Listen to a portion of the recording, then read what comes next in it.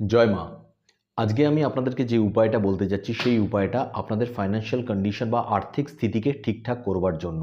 যারা মনে করছেন যে আপনাদের আর্থিক স্থিতি খুব খারাপ, আপনারা হয়তো নিম্ন মধ্যবিত্তের লাইফ লিড করছেন, কিন্তু আপনারা এফোর্ট অনেক বেশি দিচ্ছেন যাতে আপনাদের কাছে অনেক বেশি টাকা আসে এবং আপনাদের লিভিং স্ট্যান্ডার্ড ভালো হয়, লাইফস্টাইল ভালো হয় এবং লাইফে যে জিনিসগুলো আপনারা চান, যেই উইশেসগুলো আপনারা ফুলফিল করতে চান সেই জিনিসগুলো আপনাদের ফুলফিল হচ্ছে না।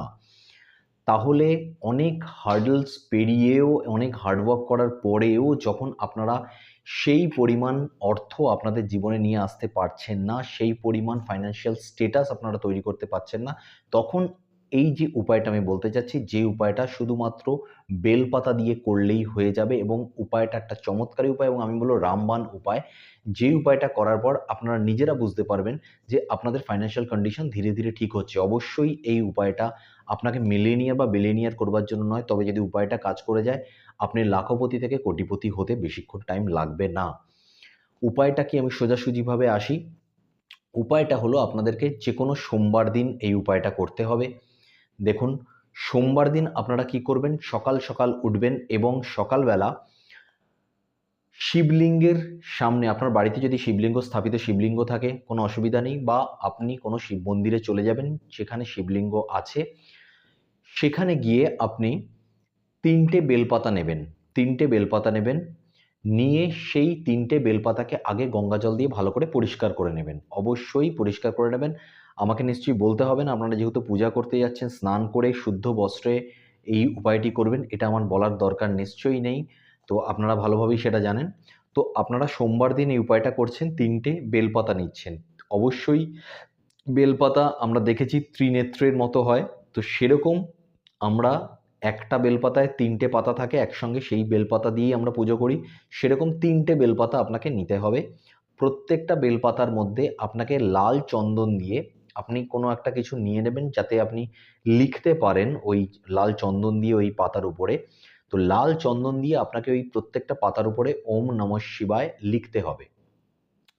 অবশ্যই যেরকম আমি বললাম যে বেলপাতাগুলো আগে গঙ্গা জল দিয়ে ধুয়ে তারপরেই ওম নমঃ শিবায় লাল চন্দন দিয়ে বেলপাতাগুলোর উপর লিখবেন এবং তারপর ৩টে বেলপাতাই আপনি শিবলিঙ্গের উপর চড়াবেন।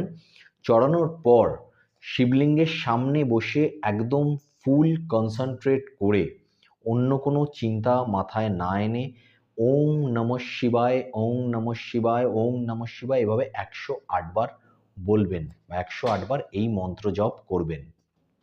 করার পর হাত জোড় করে বাবার কাছে প্রার্থনা করবেন, শিবজির কাছে প্রার্থনা করবেন যে আপনার আর্থিক স্থিতি যেরকম সমস্যার মধ্যে দিয়ে আপনি যাচ্ছেন, সেই সমস্যাগুলো যেন সব মিটে যায় এবং আপনার আর্থিক স্থিতি খুব ভালো জায়গায় চলে আসে, ফাইন্যান্সিয়াল কন্ডিশন স্টেবল হয়ে যায়, যাতে টালমাটাল না হয়। এই মাস ঠিক গেল, পরের মাস ঠিকঠাক যাচ্ছে না, সেরকম যেন না হয়, স্টেবিলিটি যেন আসে, আপনার যেন ব্যাংক ব্যালেন্স বাড়ে, আপনার কাছে এতটা ফাইন্যান্সিয়াল স্টেবিলিটি থাকে যাতে আপনি নিজের লাইফটাকে ঠিকঠাক চালাতে পারেন এবং অবশ্যই আপনার সঙ্গে যারা যুক্ত আছে, আপনার বাবা মা হতে পারে, ভাই বোন হতে পারে, হাজব্যান্ড বা ওয়াইফ হতে পারে, কিংবা আপনার যারা পুত্র বা কন্যা হতে পারে, তাদের লাইফও যেন পুরোপুরিভাবে ঠিকঠাক চলে।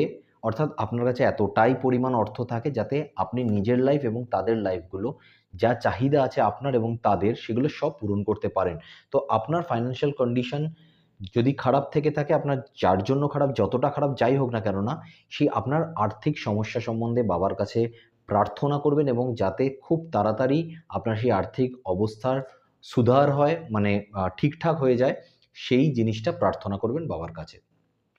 এবং আপনি তারপর যে ৩টে পাতা চড়িয়ে আপনি মন্ত্র নিয়েছেন এবং প্রার্থনা করেছেন বাবার কাছে, সেখান থেকে একটা পাতা নিয়ে নেবেন। নিয়ে আপনি বাড়ি আসবেন। যদি বাড়িতে থাকেন তো বাড়ির যে স্থাপিত শিবলিঙ্গ সেখান থেকে একটা পাতা নিয়ে নেবেন।